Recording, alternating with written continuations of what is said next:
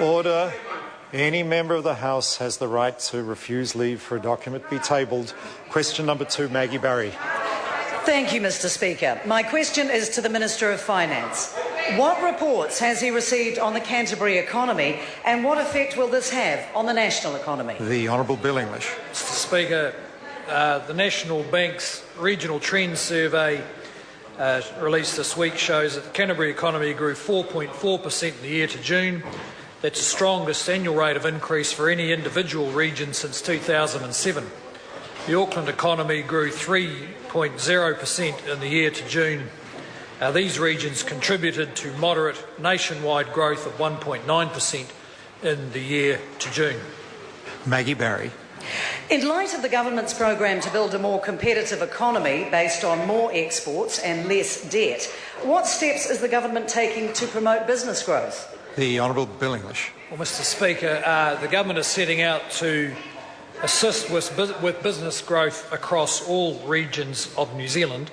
The business growth agenda is based on the idea that business confidence and growth creates sustainable, high-paying jobs and boosts our standard of living.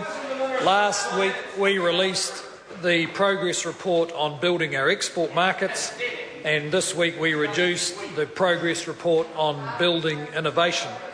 The government is focused on assisting businesses to make the decisions that lift growth, that is the decision to invest a bit more, employ another person and pay a higher wage.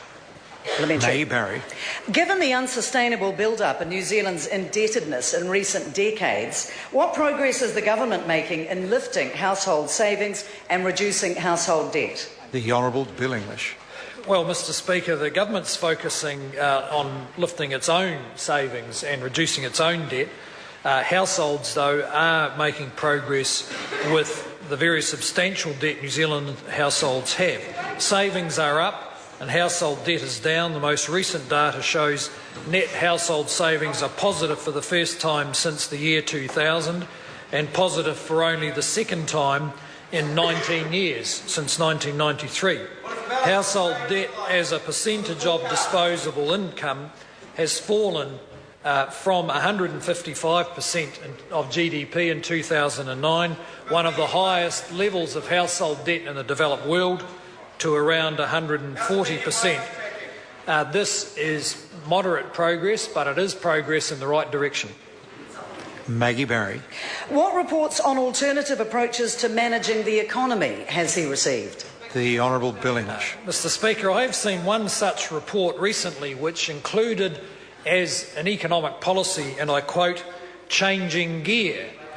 It was from the Labour Party and it didn't say whether they were changing to a slower gear or reverse gear, but they are changing gear. Question number 3, Jacinda Ardern. The best he could do. My question is to